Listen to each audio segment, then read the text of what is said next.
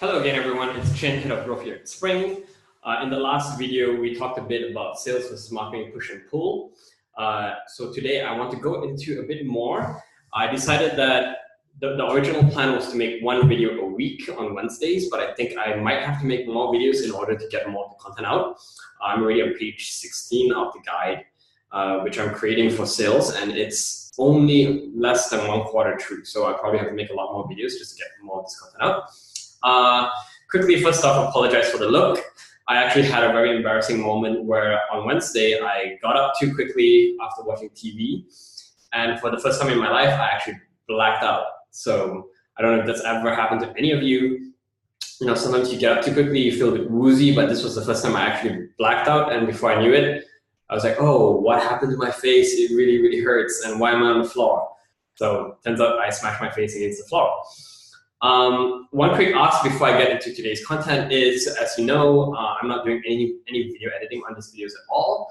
If anyone thinks that they can make the videos look a bit more professional, feel free to reach out. I'd love to be able to get some of your support on this. All right, so on to today's topic. Today I want to talk a bit about startup sales. So startup sales is interesting because a lot of people, when they're getting into sales, they tend to have the wrong mindset. My recommendation for an early entrepreneur or for a startup is to focus about 80% of the efforts on sales and only about 20% on marketing. Eventually, of course, the end goal is to shift to about 80 to 100% marketing to 0 to about 20% on sales.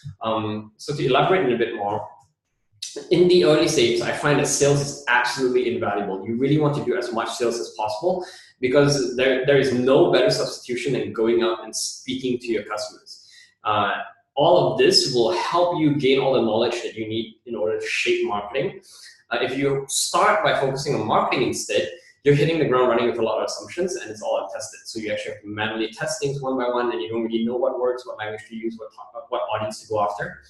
If you're familiar with lean startup, you've heard of the phrase customer discovery or customer development. It's basically sales in the early stages. So in the early years of running your business, typically you're focused on testing two main things. It's usually who is the ideal customer or the ideal market or the ideal decision maker, especially if you're selling B2B. What the main selling point or features are. You know, other things that you're starting to consider as well is you want to try to understand the buying process, the objections, the right price to sell your product, all these kind of things. And there's no better way to do all of this than by actually speaking to a customer, especially face to face, rather than through a survey. A lot of early entrepreneurs will tend to default to a survey when they're doing customer discovery. You want to try to avoid that because every layer, so first off face to face, phone call, and then surveys. Every layer you go down, you lose an element. So for example, face-to-face, you can hear intonation, you can read body language, and that's the context based on your answers, right? If you go down to a phone call, you immediately lose the body language aspect. So you don't know how excited someone is, if they're leaning forward, if they're smiling, if they're nodding. And then of course, if you're doing a survey, you don't even know anything because there's no context around tone of voice, excitement.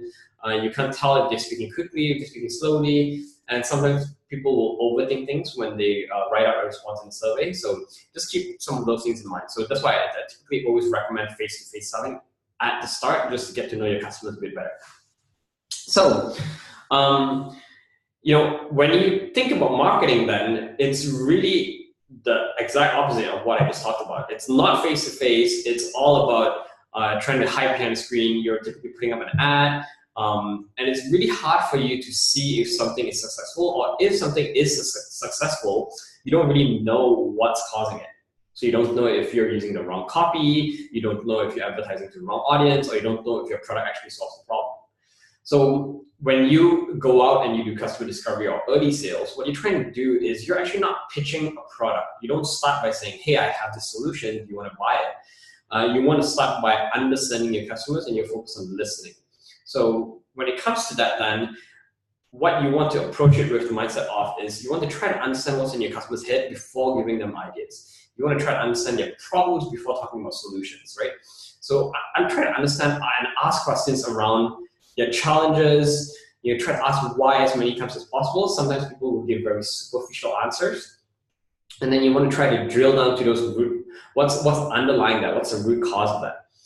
As you learn more about your customers, you'll dial in more into product market fit. You'll better understand, okay, I know exactly this customer I want to go after. I know exactly this is how to describe the problem. And this will help you shape up your marketing strategy. And it will help allow you to move away from the sales process. As someone who's in sales, it's strange to hear me advocate for moving away from the sales process, because I also believe that while salespeople are amazing, it is also a huge drain on financial resources, because salespeople are typically the highest compensated talent in your organization. And eventually, you want to automate as much as possible and move all of your buying efforts into marketing, and instead turn sales more into an admissions process or an onboarding process or a customer service process. So that's kind of the mindset that I want to try to get you to get into in terms of early sales. I kind of skimmed over a lot of techniques. I'm not going to go into too much detail in this video. So look forward to the next video. In the next video, I'll be talking a bit about growth strategies. So that will be fun, because growth strategies will get you to think about not only sales and marketing, but also how else are you designing your product, and what's the main way for you to acquire new customers or users. So look forward to that. Again, any questions, any comments, if you have any observations that you've made with your business and you'd like to share your insights with the audience as well, feel free to comment down below. Cool.